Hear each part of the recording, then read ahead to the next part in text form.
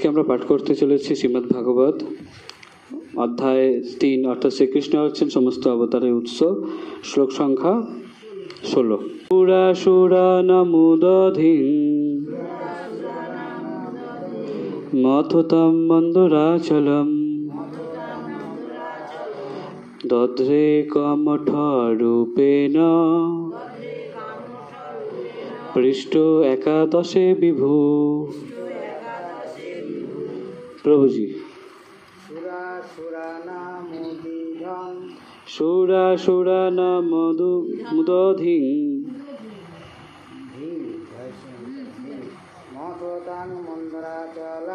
মথুতম মন্দরাচলম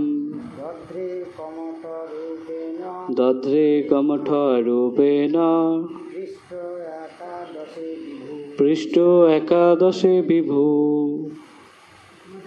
মাতাজি। সুরাসুরানামুদধিং মথুতং মন্দরাচলম দধ্রে কমঠরূপেণ পৃষ্ঠ একাদশে বিভু। শব্দার্থ আমার পরে পরে সবাই বলবে। সুর ভগবত বিশ্বাসী ভক্তগণ, অসুরা নাম ভগবত বিদ্বেষী নাস্তিকদের, উদধিম সমুদ্রে, মথুতম মন্থনকারী, মন্দরাচলম মন্দরাচল পর্বত, দধ্রে ধারণ করেছিলেন, কমঠ কূর্ম রূপেণ রূপে, পৃষ্ঠে পৃষ্ঠে, একাদশে একাদশ অবতারে, বিভু মহান। অনুবাদ। একাদশ অবতারে ভগবান কূর্মরূপ পরিগ্রহ করে তার পৃষ্ঠে মন্দরাচল পর্বতকে ধারণ করেছিলেন, যা সমুদ্র মন্থনকারী দেবতা এবং দানবেরা মন্থন দণ্ডরূপে ব্যবহার করেছিলেন। আমরা জানি প্রখ্যাত সমুদ্র মন্থন লীলায় যখন দেবতারা এবং অসুররা দুপক্ষই কি হতে চাইছে, অমর হতে চাইছে, তখন তারা সমুদ্র মন্থন লীলা সমুদ্র মন্থন করেছিলেন। তো সেই সমুদ্র মন্থন লীলায় যে পর্বত ব্যবহার হয়েছিল সেটা কি পর্বত? মন্দরাচল। সেই মন্দরাচল পর্বত থেকে ভারসাম্য রক্ষা করার জন্য কি করা হয়েছিল? আর বাসুকী নাগ দিয়ে তাকে মন্থন করা হচ্ছিল, তাই না?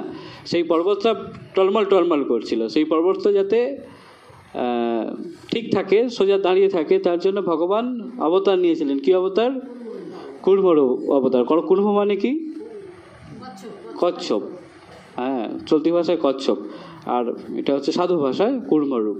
তো ভগবান সেই কূর্মরূপে পর্বতটাকে তার পৃষ্ঠে ধারণ করেছিলেন। কচ্ছপ যেমন উপরে, সেরকম পৃষ্ঠে সেই মন্দরাচল পর্বতকে তিনি ধারণ করেছিলেন। এটা সাধারণ কূর্ম এটা না। তাৎপর্য: এক সময় দেবতা এবং অসুরেরা অমর হওয়ার জন্য অমৃত লাভের আশায় সমুদ্র মন্থন করেছিল। যেটা বলছিলাম যে একটা সময় কি দেবতারা এবং অসুরেরা অমর হওয়ার আশায় অমর হতে চাইছিল, তো তখন তারা সমুদ্র মন্থন করেছিল। সেই সময় তারা মন্দরাচল পর্বতকে মন্থন দণ্ডরূপে ব্যবহার করেছিল। হ্যাঁ, মন্দরাচল পর্বতকে মন্থন দণ্ডরূপে। এবং ভগবান মন্থন জিনিসটা জানো তো, আগেকার দিনে দুধ মন্থন হতো না এরকমভাবে, ঠিক সেভাবেই ওটা বাসুকী নাগ দিয়ে আর পর্বতটাকে মন্দরাচল পর্বতকে দণ্ডরূপে, হ্যাঁ, একদিকে দেবতারা একদিকে অসুররা ধরে মন্থন করছিল। আচ্ছা, সেই সময় তারা মন্দরাচল পর্বতকে মন্থন দণ্ডরূপে ব্যবহার করেছিল এবং ভগবান তখন কূর্মরূপ পরিগ্রহ করে সমুদ্র গর্ভে তার পৃষ্ঠে সেই পর্বতকে ধারণ করেছিলেন। সেই সুন্দরাচল পর্বতকে ভগবান তার পৃষ্ঠে কূর্ম অবতারে, হ্যাঁ, কূর্ম অবতার নিয়ে তাকে সেই পর্বতকে তার পৃষ্ঠে ধারণ করেছেন। কারণ পর্বতকে পৃষ্ঠে ধারণ করার জন্য কূর্ম সব থেকে ভালো, তাই না? সঠিক হবে, তাই জন্য তিনি কূর্মরূপে তাকে ধারণ করেছিলেন। আমরা পরের শ্লোকে আসি। আমরা পরে পরে বলো। 17 নম্বর শ্লোক। ধন্যন্তরম দ্বাদশমং ত্রয়োদশমেব চ অপয়য়ৎ সুরানন্যা মোহিনা মোহয়ন স্ত্রিয়া। শব্দার্থ সবাই বলো। ধন্বন্তরম, ধন্বন্তরী নামক ভগবানের অবতার। দ্বাদশমম, দ্বাদশ। ত্রয়োদশমম, ত্রয়োদশ। এব, অবশ্যই। চ, এবং।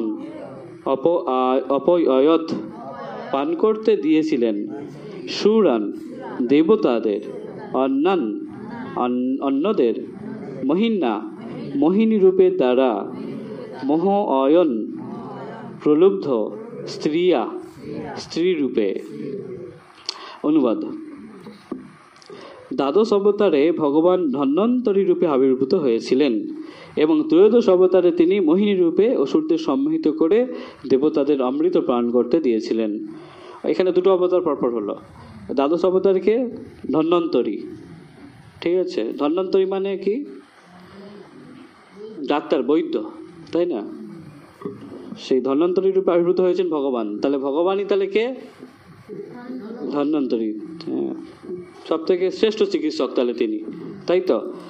এবং ত্রয়োদশ অবতারে তিনি এই ধন্বন্তরী প্রথমে ওই এটাকে করেছিলেন তিনি ওই, আচ্ছা ঠিক আছে পড়ছি আমরা। ত্রয়োদশ অবতারে মোহিনী রূপে অসুরদের সম্মোহিত করে দেবতাদের অমৃত পান করতে দিয়েছিলেন। অমৃতটা এনেছিলেন হচ্ছে ধন্বন্তরী, ভগবানেরই অবতার। এনে সেটা যখন আবার মোহিনী রূপে যখন ভগবান আবার অবতার নিলেন একই সময়ই, তখন তিনি অসুরদের সম্মোহিত করে দিলেন। অসুরদের তিনি অমৃত দিলেন না, হ্যাঁ, মোহিনী রূপ ধারণ করে। এটা হচ্ছে ত্রয়োদশ অবতার, 13 নম্বর অবতার। 12 আর 13। আচ্ছা, এবার তাৎপর্য পড়ি আমরা। ছিল প্রভুপাদ কি তো তাৎপর্য? আচ্ছা, এর তাৎপর্য নেই। আচ্ছা, তাহলে দ্বাদশ অবতারে প্রথমে ভগবান ধন্বন্তরী হলেন, হয়ে তিনি ওই অমৃত কলসটাকে আনলেন। হ্যাঁ, সমুদ্র মন্থনে যে অমৃত কলস, সেই ধন্বন্তরী আনলেন। তারপর সেটাকে যাতে দেবতাদেরকেই দেওয়া যায়, তার জন্য ভগবান আবার 13তম অবতার মোহিনী রূপ ধারণ করলেন, স্ত্রী অবতার ধরে। সেই অবতারে তিনি অসুরদের তিনি সম্মোহিত করে কেবলমাত্র দেবতাদের তিনি সেই অমৃত দিয়েছিলেন, তাই না? তো আমরা একটা খুব প্রখ্যাত শ্লোক আমরা পড়েছিলাম এই ধন্বন্তরীজির, ভগবানের এই যে কততম অবতার? 12তম অবতার ধন্বন্তরী। হরিনামের মহিমায় আমরা ধন্বন্তরীর একটা শ্লোক পড়েছিলাম, মনে আছে? ধন্বন্তরীজি বলছেন যে অচ্যুত অনন্ত গোবিন্দ নাম উচ্চারণ ভেষজাত নশন্তি সকলা রোগ সত্যম সত্যম বদামহম। ধন্বন্তরী হচ্ছে কি? তাহলে চিকিৎসক, ভগবানের অবতার চিকিৎসক, শ্রেষ্ঠ চিকিৎসক সব থেকে। তাহলে তিনি কি বলছেন? অচ্যুত অনন্ত গোবিন্দ, অচ্যুত অনন্ত গোবিন্দ নাম উচ্চারণ ভেষজাত। ভেষজ মানে কি? ওষুধ। হ্যাঁ, আগেকার দিনে ভেষজ মানে বিভিন্ন রকমের গাছ লতাপাতা দিয়ে, সেই ভেষজ দিয়ে ঔষধ তৈরি হতো। তিনি কি ভেষজ, কি ওষুধের কথা বলছেন? ধন্বন্তরী তাহলে কি সাধারণ কোনো চিকিৎসক না, ভগবানেরই অবতার। তিনি কি ওষুধের কথা বলছেন? অচ্যুত অনন্ত গোবিন্দের নাম। হ্যাঁ, অচ্যুত অনন্ত সেই গোবিন্দের নাম উচ্চারণ ভেষজাত। এইটাই উচ্চারণটা হচ্ছে ওষুধ। ভেষজ কি? এই গোবিন্দ নাম উচ্চারণটা হচ্ছে ভেষজ। অচ্যুত অনন্ত গোবিন্দ নাম উচ্চারণ ভেষজাত। কি ভেষজ? এই অচ্যুত অনন্ত গোবিন্দের নাম উচ্চারণ করাটা হচ্ছে ভেষজ। তাতে কি হবে? ওষুধটা নিলে বলছে নশ্বন্তি সকলাহা রোগা, নষ্ট হবে কি? সকল রোগ, সমস্ত রোগ নষ্ট হবে। নশ্বন্তি সকলা রোগা সত্যম সত্যম বদামহম। আমি সত্য বলছি, আমার কথা তোমরা বিশ্বাস করো। কে বলছেন এটা? কে বলছেন? ধন্বন্তরী, ভগবানের ত্রয়োদশ অবতার, 13তম অবতার ধন্বন্তরীজি নিজেই বলছেন। কি বলছেন? যে তোমরা যদি হরে কৃষ্ণ মহামন্ত্র করো, অর্থাৎ কলিযুগের ভগবানের নাম মহাপ্রভু দিয়ে গেছেন কি? হরে কৃষ্ণ কৃষ্ণ কৃষ্ণ হরে হরে, হরে রাম রাম রাম হরে হরে। এই নাম যদি আমরা সবসময় উচ্চারণ করি, তাহলে আমাদের সকল রোগ নষ্ট হয়ে যাবে। কে বলছেন এটা? ভগবান স্বয়ং। ভগবানের উপর বিশ্বাস আছে? বিশ্বাস না থাকলে তাহলে নামাপরাধ হচ্ছে, তাই না? ভগবানের নামের উপর পূর্ণ বিশ্বাস না থাকা নামাপরাধ না? তাহলে ভগবানের নাম, আর ভগবান আমরা কালকে আলোচনা করছিলাম, ভগবান তার সমস্ত শক্তি ভগবান তার নিজের নামে তিনি অর্পণ করেছেন। তো সেই ভগবানেরই অবতার, 13তম অবতার, তিনি কি বলছেন? ধন্বন্তরীজি বলছেন কি? তোমরা যদি এই ভগবানের নাম উচ্চারণ করো, সমস্ত রোগ নষ্ট হবে। ভগবানের নামের প্রভাবে যদি ভবরোগ নষ্ট হতে পারে, এত বড় একটা রোগ, কোটি কোটি জন্ম ধরে যে রোগে আমরা ভুগছি, সেই রোগ যদি নষ্ট হতে পারে, তাহলে দেহের রোগ নষ্ট হবে না? বড় রোগ নষ্ট হয়ে গেল, ছোট একটা রোগ নষ্ট হবে না? সেই বিশ্বাস নিয়ে আমাদের হরিনাম করা উচিত। তবেই তাহলে যত বেশি হরিনাম হবে তত বেশি রোগ। কারণ কি? হরিনামের প্রভাবে পাপ নষ্ট হবে। পাপ নষ্ট হলে সেই পাপের ফল নষ্ট হবে, পাপের ফল ভুগতে হবে না, রোগ শোক কম হবে, তাই না? কিন্তু কিন্তু একটা কন্ডিশন আছে। কিভাবে হরিনাম করতে হবে? অপরাধ করতে করতে, নাকি? অপরাধ শূন্য হয়ে লহ কৃষ্ণ নাম। এই হাতি স্নানের মতো যেন না হয়ে যায়। হাতি স্নান করলো, পরিষ্কার হয়ে গেল, উঠে আবার ফের ধুলো ময়লা মেখে নিল, উঠেই সঙ্গে সঙ্গে আমরা নাম করছি, পাপ নষ্ট হচ্ছে, কিন্তু আবার ফের পাপাচরণ করছি, তাহলে আবার ফের পাপ জমা হচ্ছে প্রতিটা পদক্ষেপে, তাই না? সুতরাং অপরাধ যদি শূন্য হয়ে আমরা কৃষ্ণনাম করি, তাহলে অবশ্যই সমস্ত রোগ নষ্ট হবে। বদাম বদাম বদাম সত্যম সত্যম বদাম, আমি সত্য বলছি সত্য বলছি, তিনি দুবার বলছেন। হ্যাঁ, আমার কথা তোমরা বিশ্বাস করো যে এই নাম উচ্চারণ করলে সমস্ত রোগ নষ্ট হবে। কে বলছেন এটা? ভগবানের ত্রয়োদশ অবতার ধন্বন্তরজি। এবার আমরা কত নম্বর পড়ব? শ্লোক 18। ছোট আছে, পড়িনি। 18, 19 দুটোই পড়া হয়ে যাবে। শ্লোক 18। চতুর্দশম নরসিংহম বিভ্র দৈতেন্দ্র মূর্জিতম দদার করজৈরুরা বীরকম কটকৃদ্যতা। মাতাজি, চতুর্দশম নরসিংহম বিভ্র দৈতেন্দ্র মূর্জিতম দদার করজৈরুরা বীরকম কটকৃদ্যথা। আচ্ছা, এবার শব্দার্থ। চতুর্দশ নরসিংহম, ভগবানের অর্ধ নর ও অর্ধ সিংহরূপ অবতার। অর্ধ নর ও অর্ধ সিংহরূপ। বিভ্রুত, আবির্ভূত হয়েছিলেন। দৈতেন্দ্রম, দৈত্যদের রাজা। ঊর্জিতম, দৃঢ়ভাবে নির্মিত। দদার, বিদীর্ণ করেছিলেন। করজয়ী, নখের দ্বারা। ঔরৌ, উরুতে। এইরকম, তৃণ বিশেষ। কটকৃত, সূত্রধর। যথা, যেমন। অনুবাদ: চতুর্দশ অবতারে ভগবান নৃসিংহরূপে আবির্ভূত হয়ে তার নখের দ্বারা দৈত্যরাজ হিরণ্যকশিপুর সুদৃঢ় শরীর বিদীর্ণ করেছিলেন। ঠিক যেভাবে একজন সূত্রধর এরকম তৃণ বিদীর্ণ করে। চতুর্দশ অবতারে ভগবান শ্রী নৃসিংহরূপে আবির্ভূত হয়েছিলেন। কততম অবতার এবারে ভগবানের? 14তম।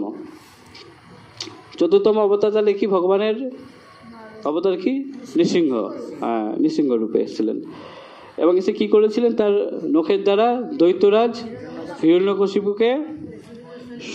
হিরণ্যকশিপুর সুদৃঢ় শরীর বিদীর্ণ করেছিলেন তার নখের দ্বারা। ঠিক যেভাবে একজন সূত্রধর এরকম তীর বিদীর্ণ করেন, ঠিক যেভাবে আমরা একটা এটা তৃণ বিদীর্ণ করা মানে তৃণকে আমরা কেটে ফেলা, আমাদের কাছে ওটা কষ্টকর, সহজে এইরকম কেটে যায়। সেই রকমভাবেই হিরণ্যকশিপুকে অত তার দেবতাদের রাজা, অত শক্তিশালী, অত সুদৃঢ় শরীর, তিনি যারা একটা তৃণকে বিদীর্ণ করার মতো, তৃণকে অসুরদের রাজা, দৈত্যদের রাজা, সেই হিরণ্যকশিপুর শরীরটা দৃঢ়, তিনি রাজা শক্তিশালী, কিন্তু ভগবান যখন তাকে বধ করছিলেন তখন যেন মনে হচ্ছে কি তৃণকে ঠিক যেভাবে যেন কেটে ফেলে দেয়, এরকম সেই রকমভাবে, কিছুই না। বুঝতে পারছো? সেটাই বলা হচ্ছে। তাহলে চতুর্দশ অবতারকে নৃসিংহদেব তাহলে হচ্ছেন কি? ভগবানকে আমরা বলি কি? বিঘ্ন বিনাশ করে নৃসিংহদেব ভগবান। অর্থাৎ প্রহ্লাদ মহারাজের জীবনে কত বিঘ্ন এসছে, তাই না? সেটাকে বিনাশ করেছেন কে? নরসিংহদেব। এই জন্য প্রভুপাদ আমাদেরকে নৃসিংহদেবের ভজনা করতে বলে গেছেন। শ্লোক 19। পঞ্চদশম বামনকম কৃত্যা গাদধরম বলে পদত্রয়ম যচমানা প্রত্যাদির সুস্ত্রীপৃষ্ঠপম। শব্দার্থ: পঞ্চদশ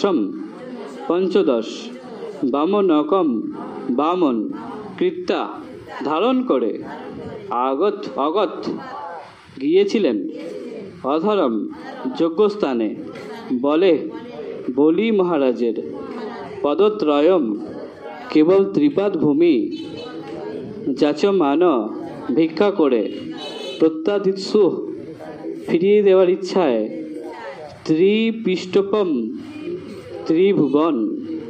অনুবাদ: পঞ্চদশ অবতারে ভগবান বামন রূপ ধারণ করে দৈত্যরাজ বলির যজ্ঞস্থানে গমন করেছিলেন। 15তম অবতার ভগবান বামন রূপে, বামন রূপ ধারণ করে দৈত্যরাজ বলির যজ্ঞস্থানে তিনি গিয়েছিলেন। কার যজ্ঞস্থানে? বলি মহারাজের, দৈত্যরাজ বলি। যদিও তিনি দেবতাদের কাছে ফিরিয়ে দেওয়ার জন্য ত্রিভুবন অধিকার করতে যাচ্ছিলেন, কিন্তু তবুও তিনি কেবল ত্রিপাদ ভূমি ভিক্ষা করেছিলেন। তিনি গিয়েছিলেন দেবতাদের ত্রিভুবন, কিন্তু তবুও তিনি কেবল ত্রিপাদ ভূমি তিনি ভিক্ষা করেছিলেন। তাৎপর্য ছিল প্রভাতগীত তাৎপর্য: সর্বশক্তিমান ভগবান ইচ্ছা করলে যে কোনো ব্যক্তিকে সমস্ত ব্রহ্মাণ্ডের সার্বভৌমত্ব দান করতে পারেন। কারণ বিশ্বব্রহ্মাণ্ড তার, তিনি যাকে ইচ্ছা করবেন তাকে রাজা করতে পারেন। সেই বিশ্বব্রহ্মাণ্ডের সার্বভৌমত্ব তাকে দান করতে পারেন। এবং তেমনি তিনি ইচ্ছা করলে ছোট্ট একখণ্ড ভূমি ভিক্ষা করার অছিলায় সমস্ত ব্রহ্মাণ্ডের আধিপত্য ছিনিয়ে নিতে পারেন। তিনপাদ ভূমিতে সেই বিরজা ভেদ করে তিনি চলে গেছেন। বিরজার ছিদ্র হয়ে গেছে, বিরজা সমুদ্রে তিনপাদ বিরজা ভেদ করে চিন্ময় জগতে তার পা চলে গেছে। 14 ভুবন অধিকার হয়ে গেছে তার, মাত্র তিনটে পায়ে ভূমিতে। তাই জন্য বিশ্বব্রহ্মাণ্ড তার, তিনি চাইলে যাকে ইচ্ছা রাজা করতে পারেন, বিশ্বব্রহ্মাণ্ডের সার্বভৌমত্ব তাকে দান করতে পারে। তেমনি তিনি ইচ্ছা করলে ছোট্ট একখণ্ড ভূমি ভিক্ষার আছিলা মানে কি? আছিলায় মানে ইচ্ছা অন্য কিছু, কিন্তু ওটা একটা আমরা বলতে পারি কি ছলনা, ঠিক। সেই কপটতা ছলনা একই জিনিস না।